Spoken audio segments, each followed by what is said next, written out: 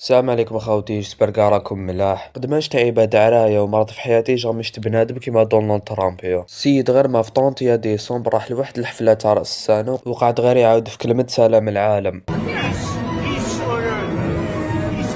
موراها بيومين خاوتي، يومين برك راح خطف رئيس تاع دولة كومبلي. الحكاية حتى لدوك راهي عندها أكثر من شهر خاوتي، بصح حتى لدوك مانيش قادر نأمن بلي حاجة كيما هادي صرات.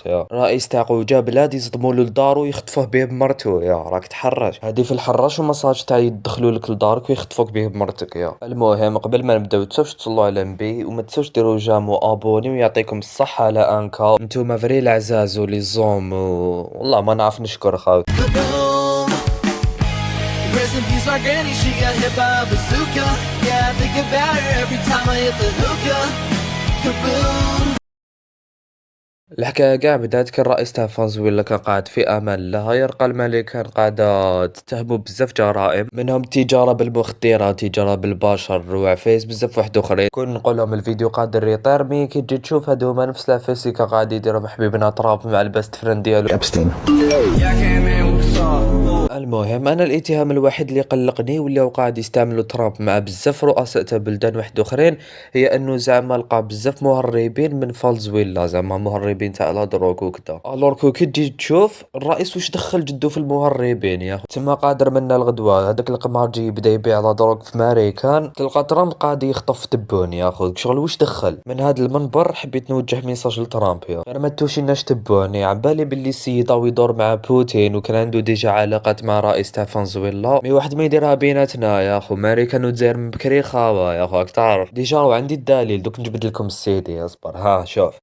احنا اصدقاء من امريكا، واللي يظن العكس غلط. شكون الجزائري اللي ما يتفكرش الخطاب تاع كينيدي في السيناء؟ شكون الجزائري اللي ما يتفكرش باللي الولايات المتحده هي اللي دخلت الملف نتاع الجزائر في الامم المتحده؟ كيما قلت لك يا اخو احنا صحابهم كاع. المهم خاوتي نولوا للسوجي ديالنا. رئيس تاع فنزويلا مر ما جاوه اتهامات كيما هاك باينه بلي السيد ماش يقول لهم عندكم الحق وراح يروح عندهم. مي البروبليم سك حبيبنا تحمس شويه يا اخو، تحمس شويه بالبزاف Venga por mí. Aquí lo espero en Miraflores. No se tarde en llegar, cobarde.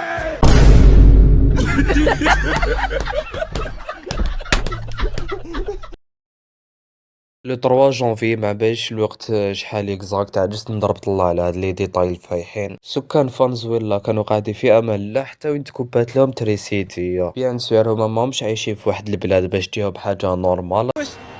Van hacia arriba, ¿sí?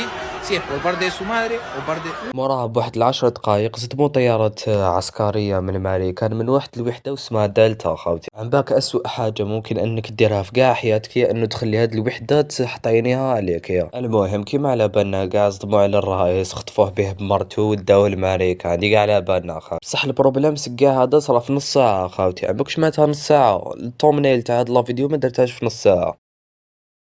بيان سور رانا قاعدين نحكوا على خطف رئيس تاع دولة كومبلي، حاجة كبيرة كيما هادي باينة بلا حيكون عليها رد بالدولة ومن الشعب. وتاع الصح كان كاين رد بريميرمون من الشعب، خرج يحتفل ويدي فيه لك اللي هذا وين بلادهم دات كوب دي موند.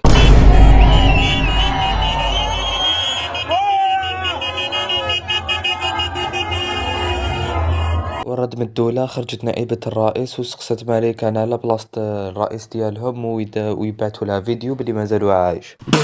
ولا هنا الواحد يتساءل علاش رد تاع الشعب والدولة كان هكا. تو سامبلومون خاطر الدولة فايحة خاوت، عندهم أكبر احتياطي نفط في العالم، أكثر من ماريكان، أكثر من السعودية، أكثر منهم قاع. مي كومام الفساد والفقر منتشر والعملة ديالهم متكركرة وبواوين الناس ولاو يديروا بها تحف فنية.